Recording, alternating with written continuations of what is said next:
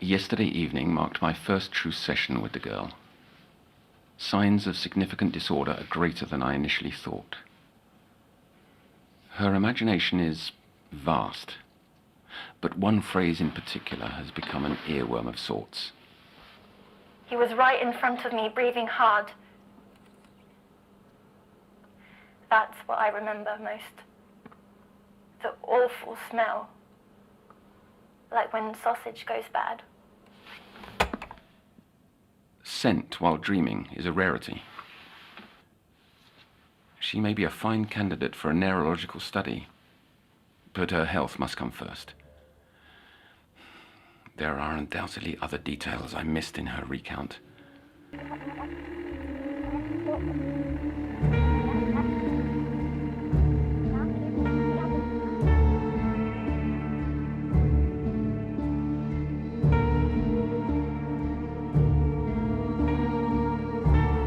You're listening to The Sounds of Nightmares, an audio fiction series from the world of Little Nightmares.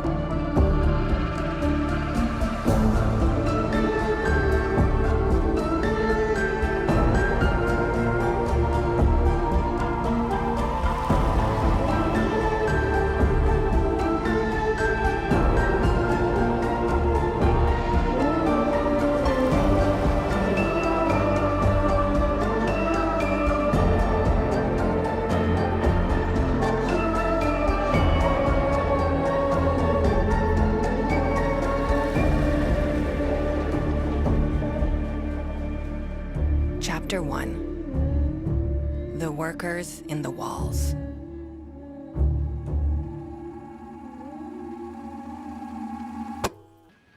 Have you been sleeping? Yes, Counselor. Call me Otto. Noon, this is a place of honesty. The truth. Do you remember your nightmares, or do they disappear come morning? I remember everything. Would you be all right to tell me about them? It started when I woke up. Somewhere I didn't belong. Describe this place, please. Everything was white. Only slowly I realized snow was falling on a field. The view was peaceful, looking out from so high up, like I was one with the cold. You felt this cold? Around me, but not in me. I turned away from the window, which was only a hole in the stone wall of the curved passageway that stretched on a long ways. This odd feeling told me to get up, but I couldn't stand because the ceiling was so low. I crawled ahead, and if not for the tiniest bit of light, I would have fallen. Another passageway appeared on the floor. Suddenly, I heard a clinking from below. That same feeling told me I was lost inside a giant. A huge one made out of stone, and the only way out was to keep going through its veins. I climbed into the pitch dark and immediately began sliding down the icy wetness, going and going, faster and faster. I thought the slide would never end, and just then it shot me out. Did it hurt? Not like when you fall for real. An orange glowing came from a candle. A tiny hole had been cut out of the stone beside me. How nice it would be to watch fall again. I looked through, but there was no snow. Only a room brimming with glass jars. Light danced through them, coming from a doorway on the opposite side, until a figure stepped through it. This huge man wore a long coat and fishing hat. His face kind of dripped as he watched me. Then he was gone. Or he wasn't. I can't remember. Could it have been someone you know, your father, perhaps? No, this man doesn't belong to our world. I don't quite follow. That's just the feeling he gave.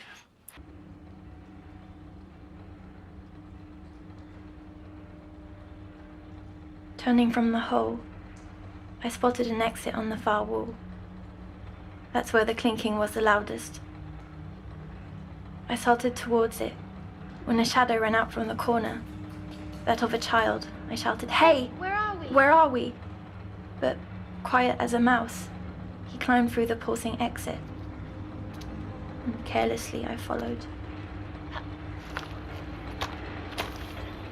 The room over was bigger, and the child was gone. All over the walls and floors were more pulsing passages, like living ant tunnels. All kinds of springs laid about, and little oil cans and strange tools. Suddenly, footsteps, approaching, matching the rhythm of the clinking. Knowing I didn't belong, I hid behind a wooden box. Peeking up, I saw other small shadows entering the room. They stepped by each other silently. Most passed into different doors, but two stayed behind, searching through the springs. They were not children, not at all. Even in dim light, they remained shadows. They held nasty tools, and their empty faces showed they weren't very bright. Both stood, looked down a passageway, and jumped. With nowhere to go, I did the same, climbing to the platform below.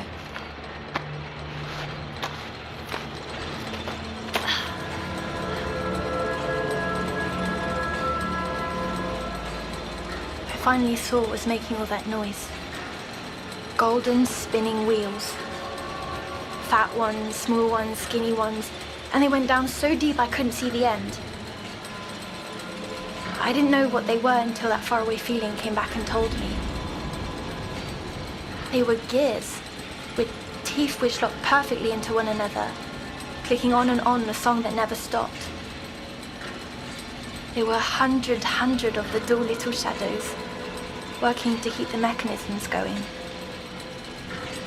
I felt, without their doing, the gears would surely stop, and the giant would break apart stone by stone. But as I leaned over the edge, distracted, my foot must have knocked a wrench.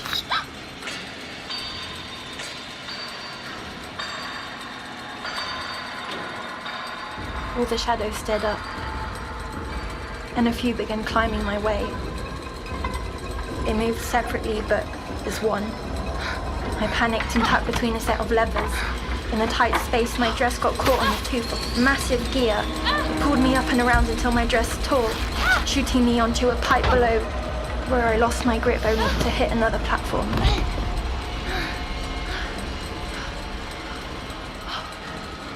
The shadows stopped chasing me, working again as they yanked at the piece of my dress, now stuck between two gears, causing all the others to slow.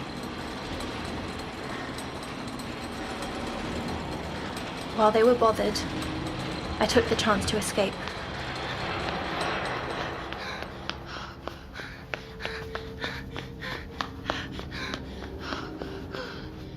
The wall in front of me went down and around, forever and ever.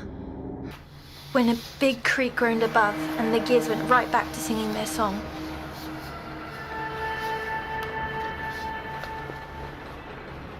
The ripped fabric floated down before me, passing by a tiny crack in the stone.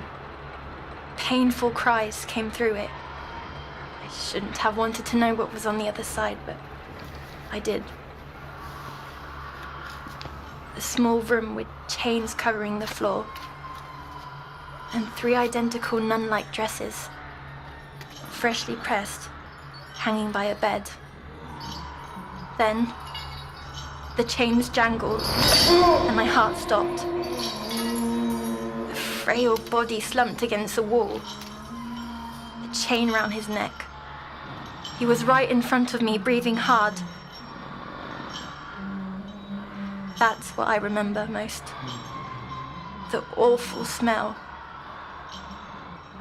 Like when sausage goes bad. Hold on a minute, Noon. You distinctly smelt his breath? Not his breath. Him. So rotten it still stings my nose now. How certain are you? You told me to tell the truth, no? I am. Looking through that crack, I realized something. I was inside the walls, like a rat. On the other side was an entire world. And everything got worse from there.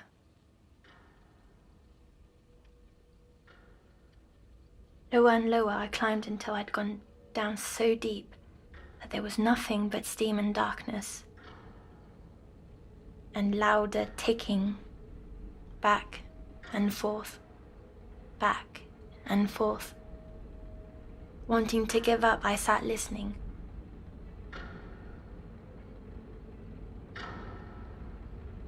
I'd nearly fallen asleep when suddenly a small shape crawled out from inside the wall below. Another worker came for me, I thought. But when they looked up, I saw their eyes. A child, for certain this time. And their hair was covered in goo, which made it hard to tell if they were a boy or a girl.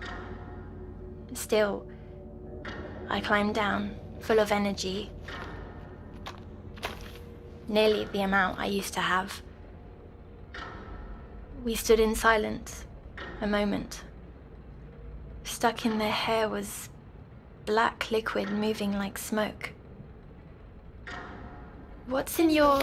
I started, but they put a hand over my mouth.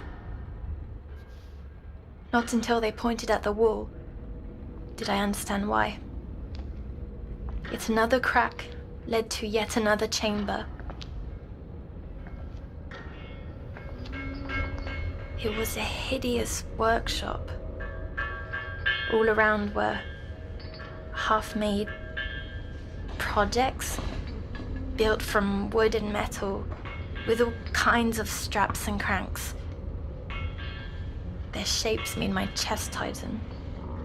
A collection masks was on the shelves with screws and spikes on them, positioned to fit perfectly into a mouth. A tall woman bent over a new project, wearing a familiar dress.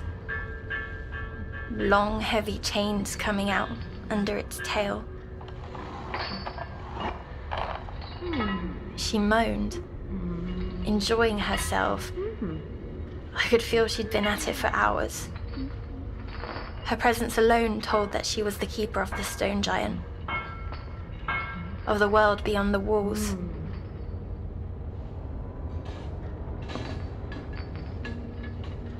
Turning to a pile of scraps, I saw her face.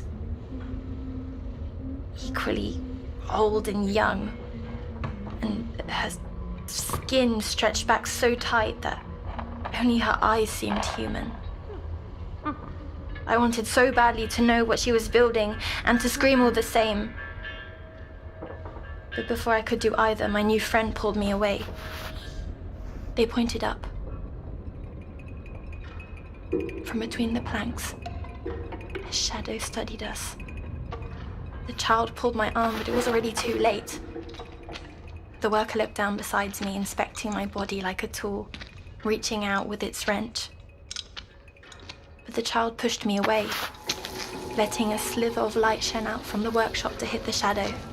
Faster than fast, tucked back into darkness, desperate to keep hidden.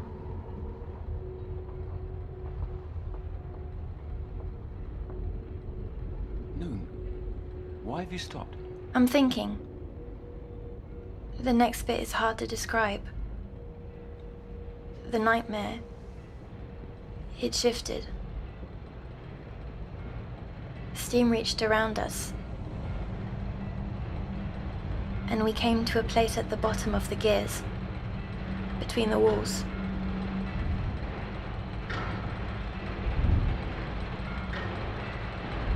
In front of us, a long pendulum whooshed back and forth. My friend grabbed hold as it swung by. I let it go past 1, 2, 3 times before finding the courage to do the same. We climbed as the pendulum rocked left and right, making my head dizzy. Just a little more, I repeated to myself, until my friend reached out a hand to pull me up.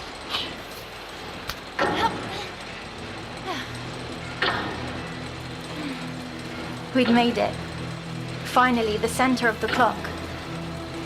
The room was round with a spiral staircase, and the machine made of little metallic fingers, tapping a violent rhythm. The ceiling was a white clock face, but all the numbers were wrong. We immediately ran up the stairs, and at the top, we stepped out into a courtyard.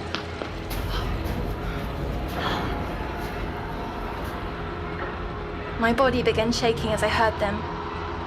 Shouts and shrieks of pain. All I could do was stare up at the circular walls, which I had just been inside. This was the true building. There were a million rooms like the second one I paid into, all the way up with hands and limbs reaching out from between the bars that kept them locked in. My heart pounded like one of them, a prisoner trying to get free. I shouted, "Wait, please." But my friend was across the courtyard. Then, a jingling. The tall woman jumped down from above, and with thumping steps, she went after my friend. A chain leapt out beneath her dress, like a snake. It caught their leg, and the woman dragged the child through the snow, kicking and yelling. My friend, scared to tears, yelled for help, and the woman spotted me. She began plodding my way, and fear froze my feet, getting closer and closer, and all I could think was, who brought me here, and why was I made to know these secrets? With skin so tight, her mouth opened only a sliver, with blackened teeth inside, hungry for something. Something that swelled inside me. Then I woke up. That's awful, Noon. I'm sorry. The woman in particular sounds disturbing. Yes, but she didn't scare me most. Not after I woke up. It was the workers. Because they were mindless? No, because they were hidden. Nobody knew they existed. I'll do everything within the limits of my command to help you. All right. I have one more question, and then I think it's enough for your first day, okay? Have you ever heard of mutual dreaming? Sharing the experience with another person. How could what's in my head be in someone else's head? And who would I share it with? Questions that have hounded my outer colleagues for years. Unfortunately, I've only known one other person to exhibit this faculty. Years ago... Who? Were they like me? My beloved Cece. Now, surely you're exhausted. I don't want to go to my room to sleep.